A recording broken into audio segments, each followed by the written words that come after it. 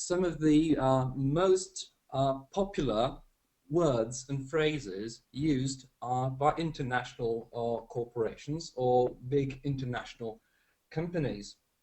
Now, should you expect any technical troubles along this webinar, just click the link you were sent in the original email from Worldwide School to come back to the broadcast. We did have some technical issues previously. I hope this time everything will go smoothly.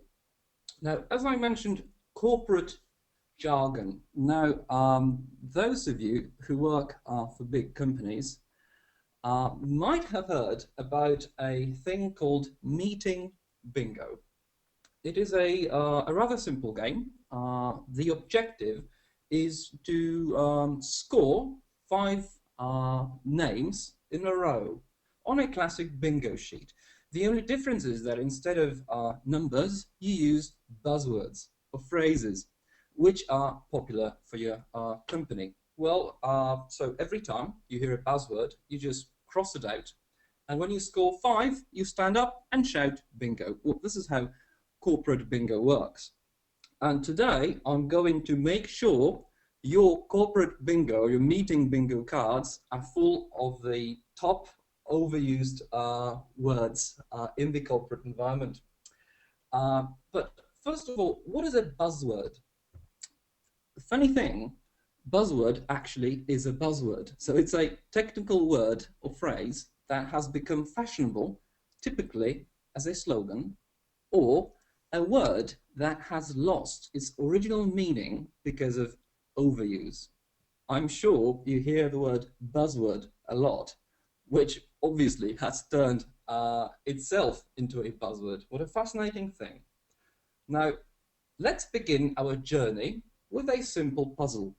Those of you who logged in to this webinar before schedule, so I saw a couple of attendees before, you had that puzzle on your screen. It's really simple, actually, really straightforward. Your objective is to connect all the 9 dots using 4 continuous lines without lifting the pen. Looks easy. Now I'm going to give you, I don't know, 30 seconds to think about it. Those of you who don't have pen or paper next to you can trace the line on the screen, and in a moment we'll see how you guys do. Okay? It's not really that difficult. It just requires some creative thinking. Okay? Well, there's no way I can hear or see your answers, so I'll assume that you guys managed to solve it. Now, this is actually a logic puzzle. You can solve it only if you think in a very creative way. Now, let me give you the solution now. 1, 2, 3, and 4.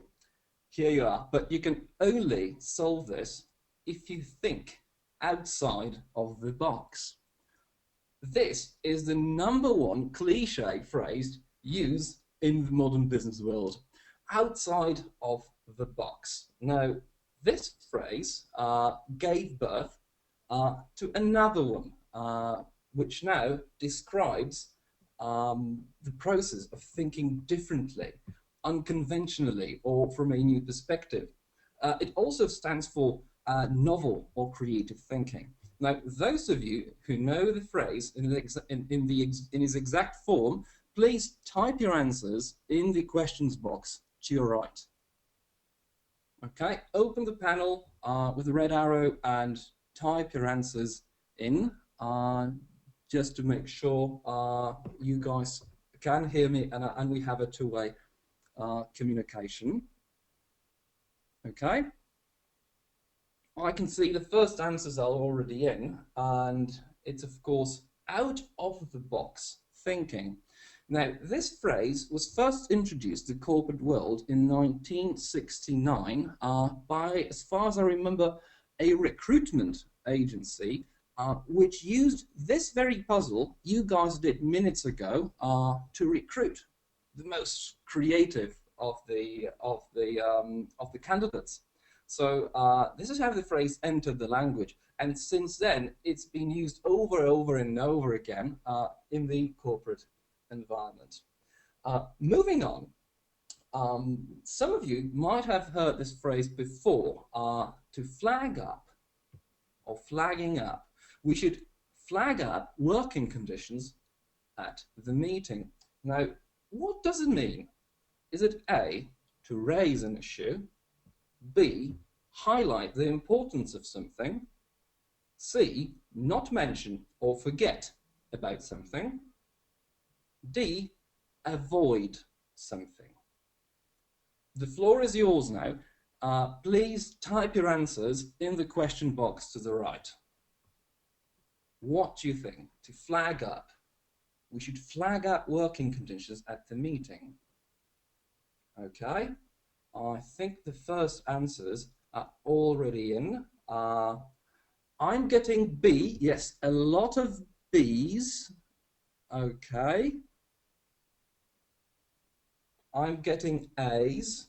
Okay. Well, let's check it. It's A and B, ladies and gentlemen. That was actually a trick question. You could have picked two answers. A and B. In an example sentence like this, our testers have already flagged up several problems. That means they noticed them, they raised the issue at the meeting, probably at some meeting, and they believe this is very important. Now, if you guys use Microsoft Outlook, what you do with important emails, well, you place those tiny little flags next to them. Well, this way, you flag them up for your further attention. Moving on. I heard this phrase a million times. It's on my radar, but what does it really mean? Could it mean I'm putting something off? I've been thinking about this. I know about it, or I completely forgot. It's on my radar. I'm waiting for your answers now. Use the questions box to your right, please.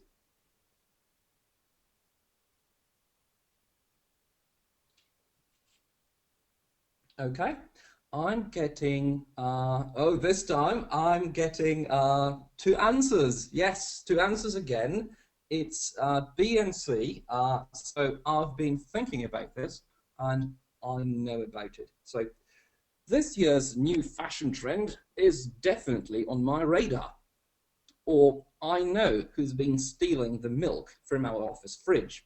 The guys from our IT department have been on my radar for weeks. Well, that means the IT guys are probably in for some trouble.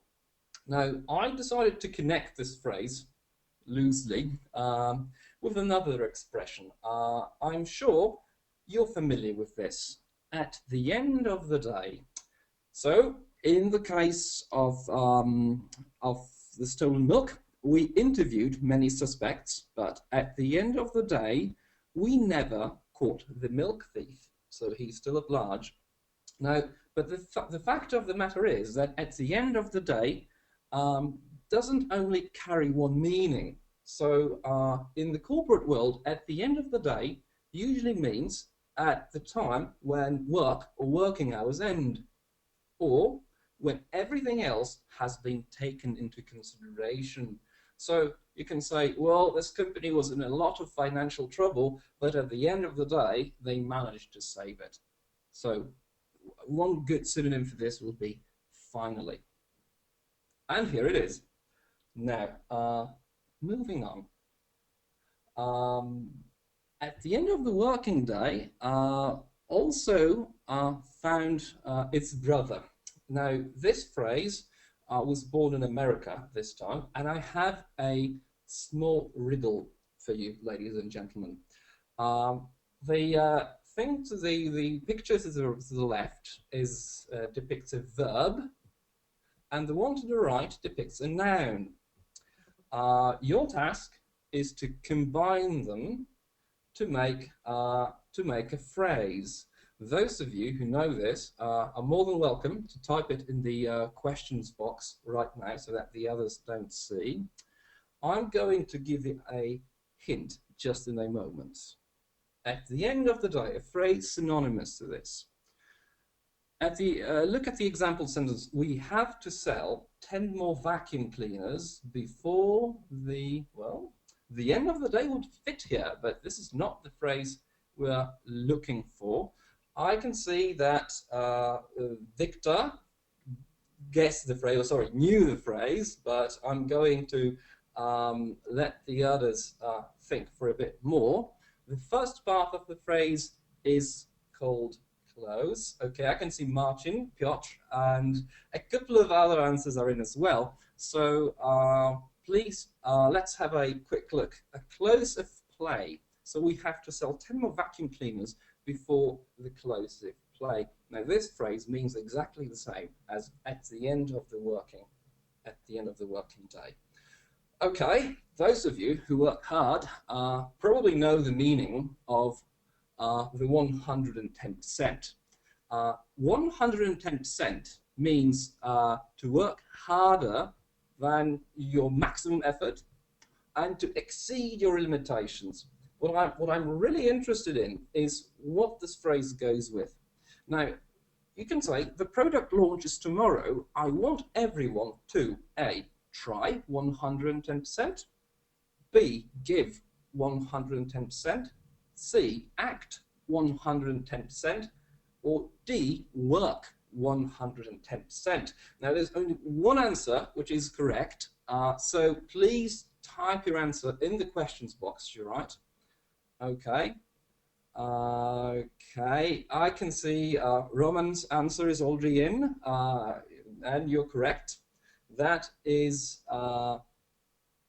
B, give 110%. I did get a lot of C's and D's, but there is only one correct answer here. I want everyone to give 110%. Roman was first, congratulations, and now moving on. A no-brainer. I'm sure this is also popular, one of those business cliches, but its use is also rather specific. Now, what is a no-brainer? Now, can your boss be a no-brainer?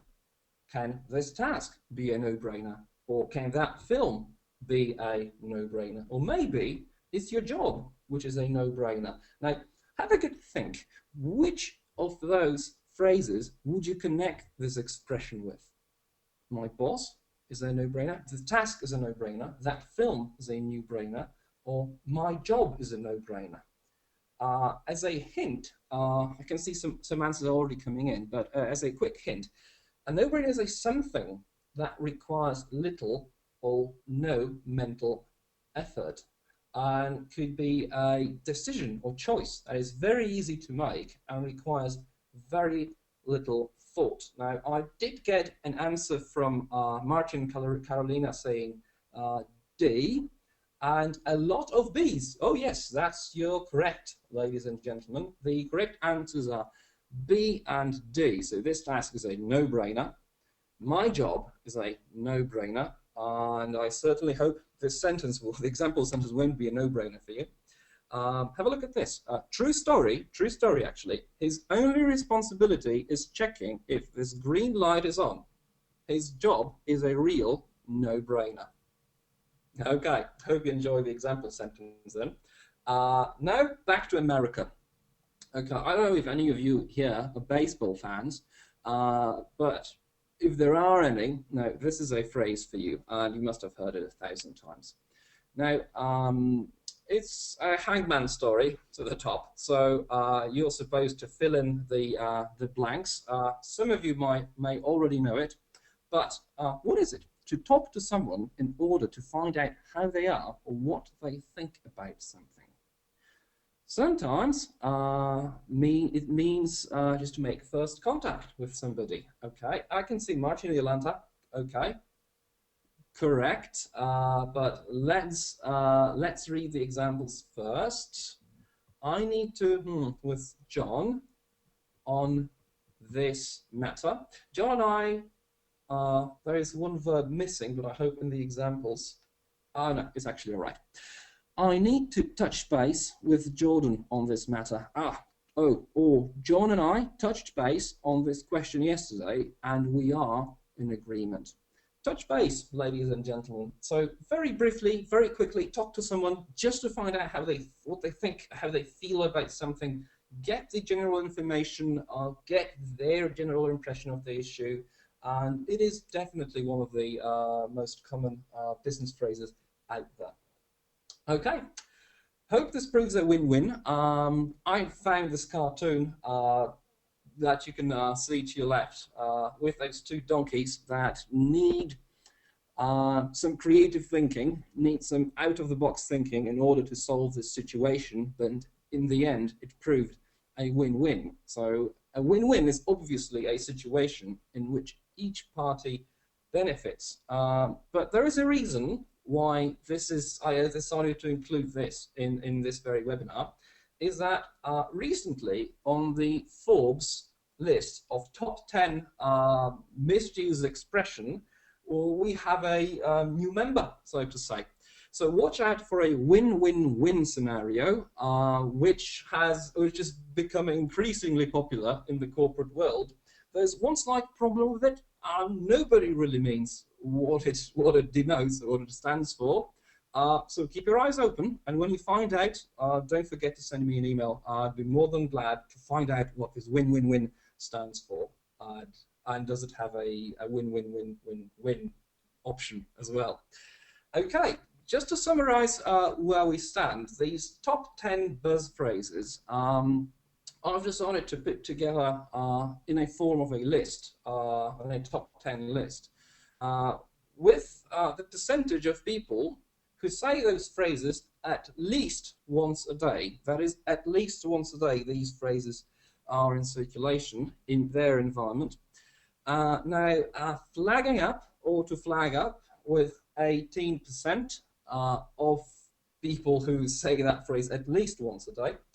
Proud 9th position, it's on my radar with 19% of people who use it every day.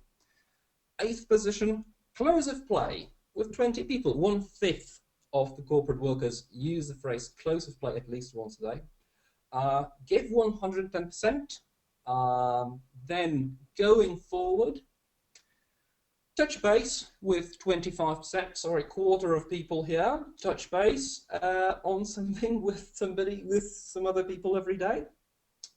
It's a win-win situation, a bit more, 26% of people use that every day. At the end of the day, especially in the afternoons, I suppose, think outside of the box, and the proud #1, it's a no-brainer, with 32%, almost a third of corporate workers in the English-speaking countries use that phrase at least once a day. Now, there is one phrase we haven't covered so far.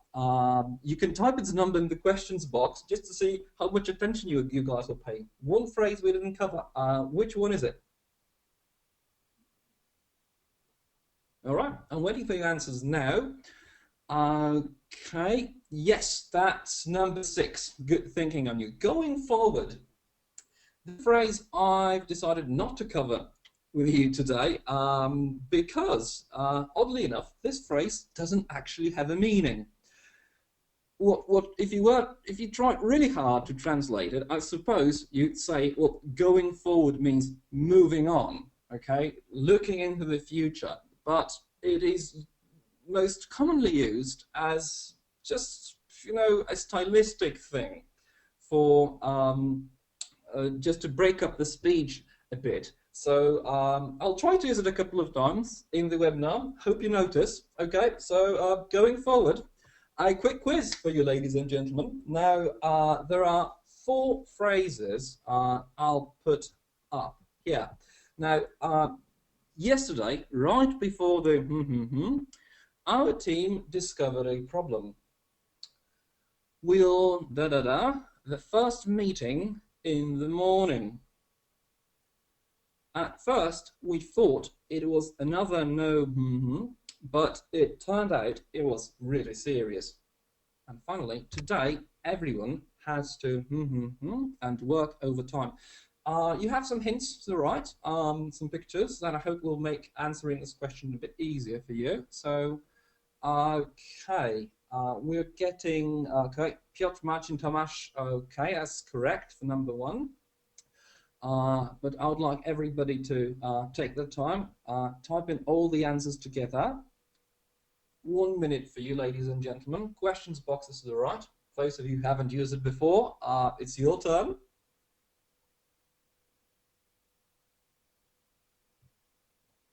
Okay, I think we can start checking. There are many answers.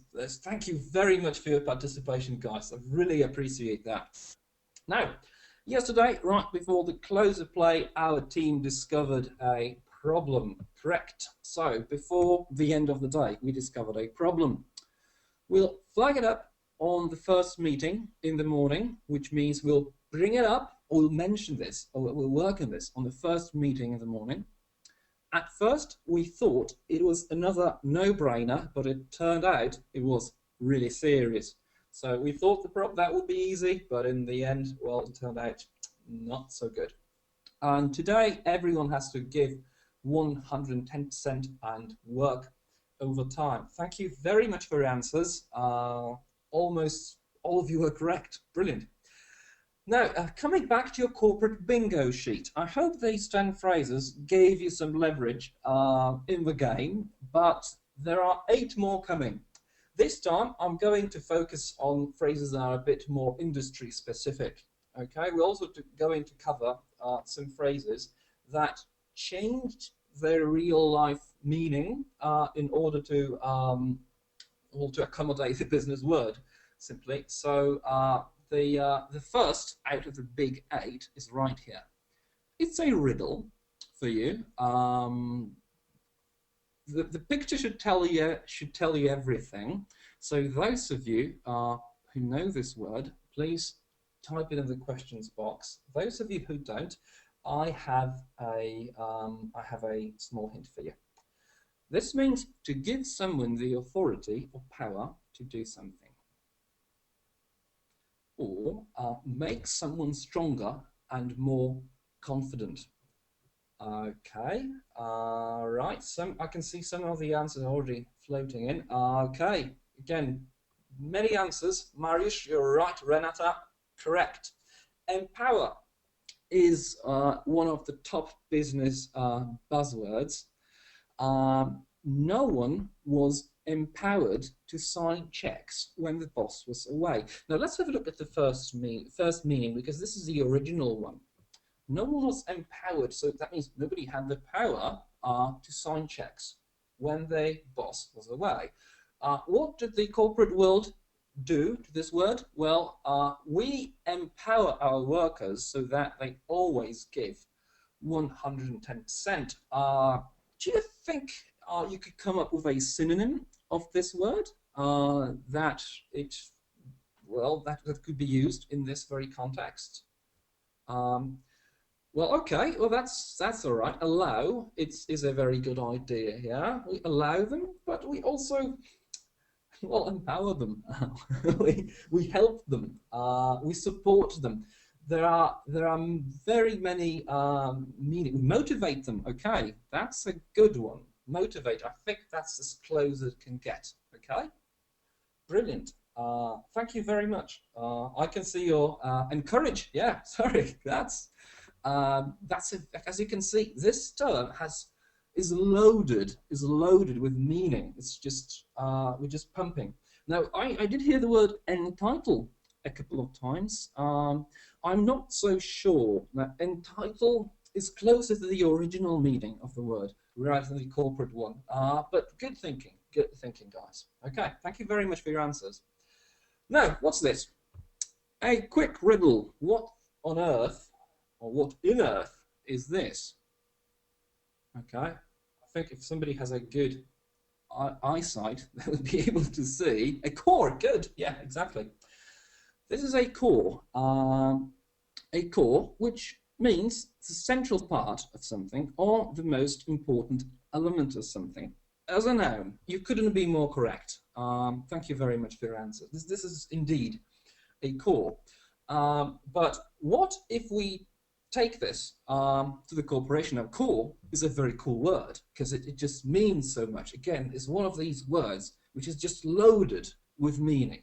So I'm sure some of you have heard this before. Core business, which is our main area of our expertise, or the most profitable part of our business. So this is what we do. This is our bread and butter, if you will. Okay, that phrase was in circulation for some time, but then it evolved. We started, separating the business angle from the sort of service angle, and we got this completely new phrase saying our core service. So this is the one that's the most popular we offer. So among our customers, this is the best recognized service our company offers. Okay, but this is I got a very good suggestion. Key business, excellent. Yeah, exactly. Key business is your core business. But what happened then to the word is that it changed its meaning towards the, or it got into the HR, so it changed its meaning more towards the people in the corporation. And probably your company has something like its core values, so what we believe in as a company. Very often you hear words like honesty, professionalism. There are thousands of words that can be used as core values of an individual or an organization. And finally, the latest addition to the core family is the core competency. So this is what we're really good at. So a good synonym here, can you think of one? Of a core competency. So something that we're really good at. Okay, please type your answers in the questions box. How do you feel this word? Okay, I got a main skill. This is very correct. Yeah, this is the main skill. Okay, skills. I'm getting a lot of skills. I think abilities. Yeah, I'd say well, we're thinking core, so we're thinking main ability, main skill, specialization. Okay, your competency. Okay, but wouldn't this be more specialization, your core service? Wouldn't it? Just a small suggestion on my part. Okay, crucial. Something that is crucial. Well, I'd say yes and no, because if something is crucial, that means you can't really live without it. So I'd say core business would be our crucial business. But in terms of when you're talking about people, crucial, I'm not sure it really works here. Okay, I hope you enjoyed that little exercise. You're very good with vocabulary, obviously, ladies and gentlemen. Moving on, another riddle for you. This is a brand new word, actually, and it is really annoying to some of the people. It has a very interesting source, and it means a specific area of expertise. So still staying inside the inside the previous way of thinking of the cause and directing those words a bit. It's synonyms: a niche, sector, segment, or a specialized market. A specialized market is an American term. Okay, I'm getting answer from Kalina, Yolanta, and Piotr, and you're all correct. This word is vertical. Oddly enough, this is not an adjective as we would normally expect it to be. So as we mentioned before, this is a specific area of expertise. So if you make software for the manufacturing industry, you might say, we serve the manufacturing vertical. But where did this word come from? Well, there are two ways we can take it. Now, the first is the adjective, vertical as opposite to horizontal, which sort of denotes that you're thinking towards a niche which is deep, narrow but deep. And as a noun, I'm sure most of your offices have verticals in their windows or vertical blinds, but oddly enough, none of them have a real connection with the word vertical market. So this was created artificially just for the purposes of business. Thank you for your participation. Now, a phrasal. Now, a good presentation about vocabulary just cannot do without a phrasal. Now, as you're probably aware, many phrasals change their meaning according to the context. Well, and corporate context is very interesting in this regard because completely twists the meaning of the phrasal verbs. Now, what you see in this picture here, somebody asking for help, and if you extend help, understanding or influence, well, this is the word we're looking for actually. This is what you do.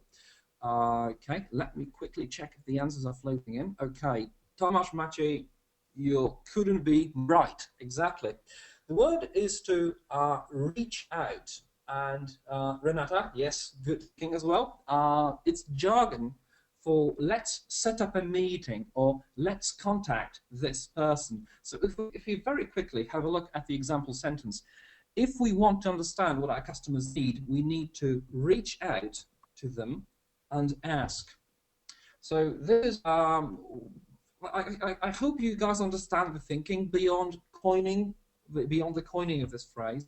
Well, it means we need to take action.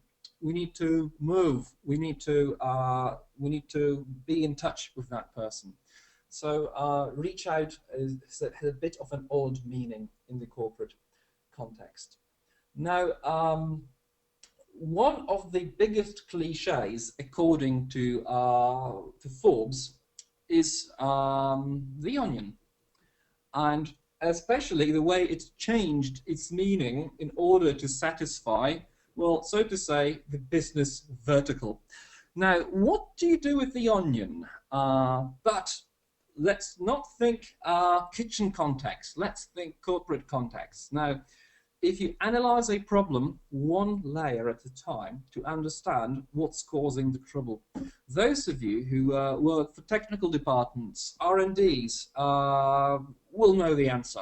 I'm getting a lot of C's, and you are, it's not undress. I don't have a name, but whoever posted their answer is not undress.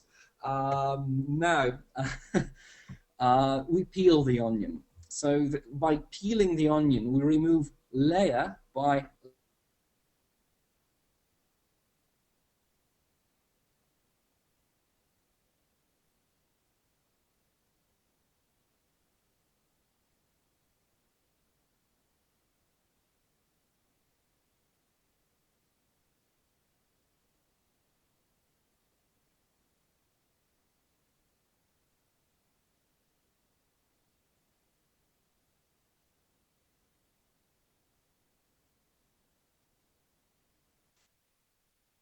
You cry a lot. O, Now, Bartku.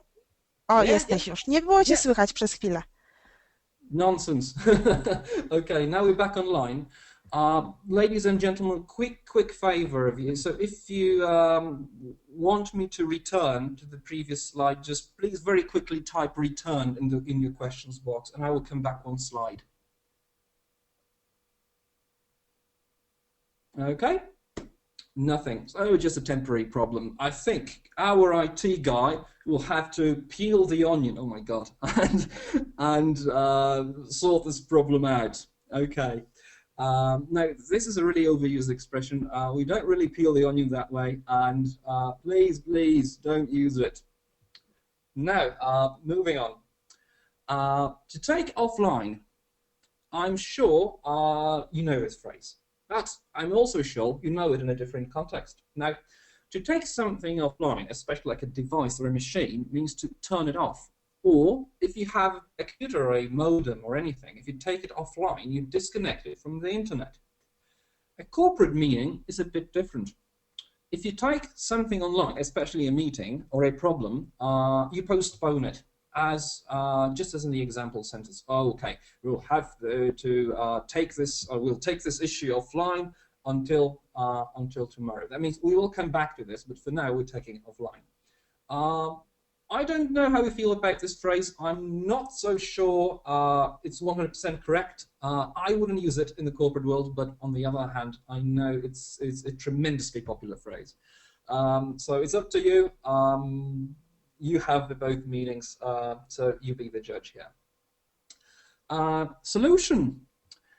What is a solution? Well, if you open the Oxford English Dictionary, or any other dictionary for that matter, you probably get two meanings. It's a way out of a problem, or the correct answer to something.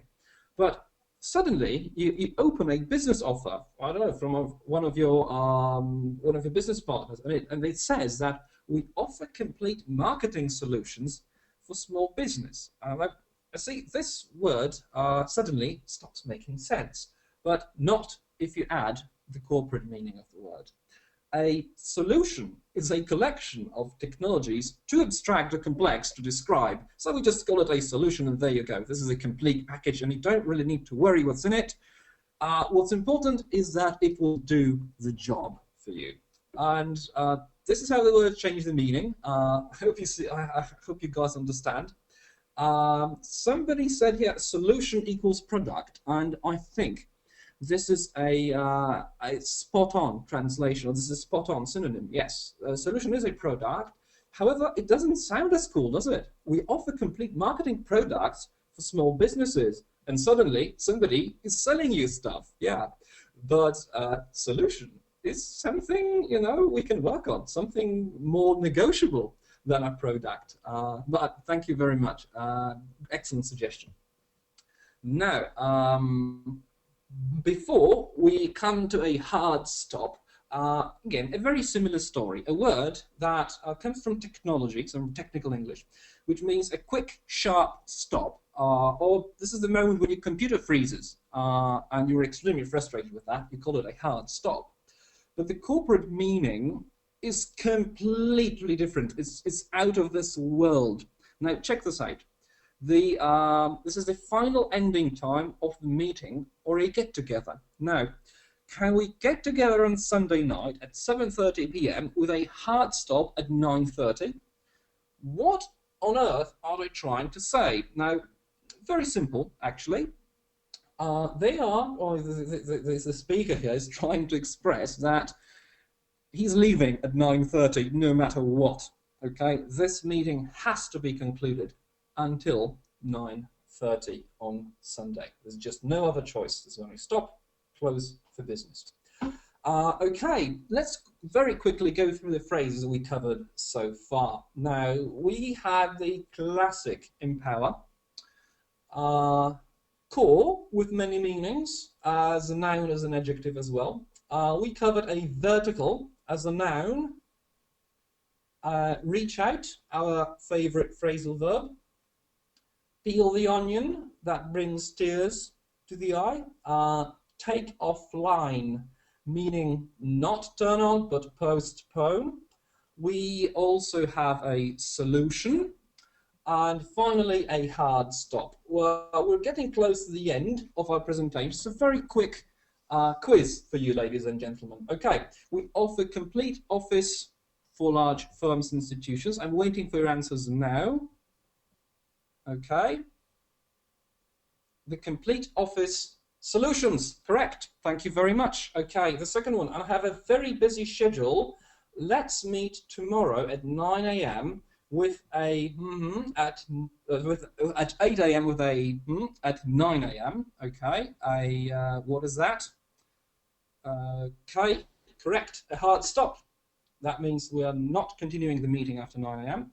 We don't know why the customers are unhappy. We'll need to do what? To them and ask. Okay, that's the phrasal verb. Who remembers? Okay, very good. Reach out to them and ask. And finally, out business is agriculture. We have farms in the whole country. I'm sorry, there's a typo here. It's supposed to be our. And it's our core business is agriculture. We have farms in the whole country. Now, I hope you enjoyed these phrases, but do you really speak corporate? Let's find out. I have a couple of translations these are English to English translations or corporate to corporate translations of the classic phrases you hear over and over again in the corporate world. Now, how many times have you heard we offer flexible hours and schedules? Now, I think what this phrase was meant to mean originally is that you can adapt your life and family schedule around your work schedule, such as early hours to avoid traffic, etc. Well, I'm not so sure. I think what it really means now is that you will be asked to work evenings, weekends, and holidays. Okay? Another phrase I want you to think about is we work hard and play hard. Now, those of you who remember Ula's webinar from, I think, 4 months ago will know this phrase, no problem. And what it was meant to mean, no disputing here, we work with intensity and passion, but also take time to enjoy life. Well, that is what it was meant to mean, but what it really means, well, I think that nobody remembers the last weekend because of play hard. Now, a startup mentality. Again, it's a startup mentality you say about a company. And I think what you mean by this is that everyone in the company, from the owner to the receptionist, will do whatever it takes to make the company successful without having to be told. Okay? That's the sort of startup mentality. But is it really? Let's think about it. I think startup mentality, that means you won't get any benefits, forget the company car, and good luck with that. And finally, the first thing you learn in any business English book is we're a highly competitive company.